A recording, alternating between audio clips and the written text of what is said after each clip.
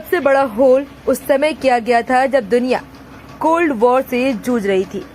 उस सबसे गहरे गड्ढे में ऐसा क्या मिला था कि दुनिया हैरान रह गई। पृथ्वी इतनी बड़ी है कि एक व्यक्ति अपने संपूर्ण जीवन काल में पूरी तरह से नाप नहीं सकता। आप कोशिश कर कुछ हिस्सों तक जा सकते हैं, लेकिन अगर आपसे कोई भी ये बोल दे कि पृथ्वी के अंदर क्या है, तो शायद आप कुछ पल के लिए सोच में पड़ जाएंगे।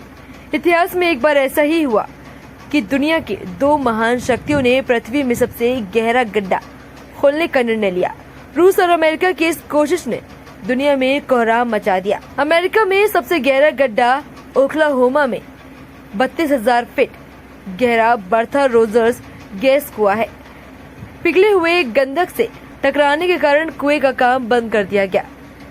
शायद पृथ्वी को छेदने का सबसे प्रसिद्ध प्रयास प्रोजेक्ट मोहॉल है, जो मेक्सिको के तट से दूर प्रशांत महासागर में पृथ्वी की परत के माध्यम से ड्रिल करने का एक प्रयास था।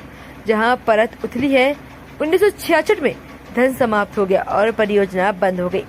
लक्ष्य ऊपरी मेंटल और पृथ्वी की पपड़ी के बीच एक असंतता तक पहुंचना था, जिसे मोरोविकिक असंतता कहा जाता है, जिसे आमतौर पर मोहो कहा जाता है। ये परियोजना मोहो से काफी पीछे रह गई।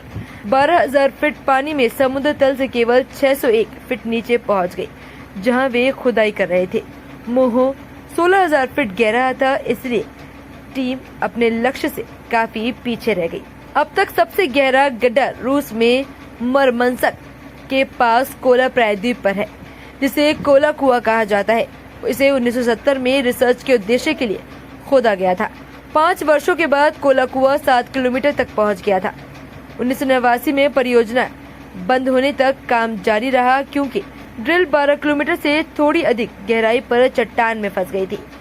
यह मनुष्यों द्वारा पहुंची गहराई का वर्तमान रिकॉर्ड है। कोला की कुएं की गहराई जैक्सन के पार की दूरी के बराबर है। इस परियोजना की लागत $100 मिलियन से अधिक है, जो लगभग 25,000 प्रति डॉलर फुट है। वह महंगी खुदाई है। टेक्नोलॉजी और पैसे को देखते हुए भूवैज्ञानिक को नमूनों के लिए गहराई तक जाने का प्रयास करना चाहोगे, लेकिन ऐसे छेदों को खोदने के लिए बहुत धैर्य, पैसा, टेक्नोलॉजी और लक की आवश्यकता होती है।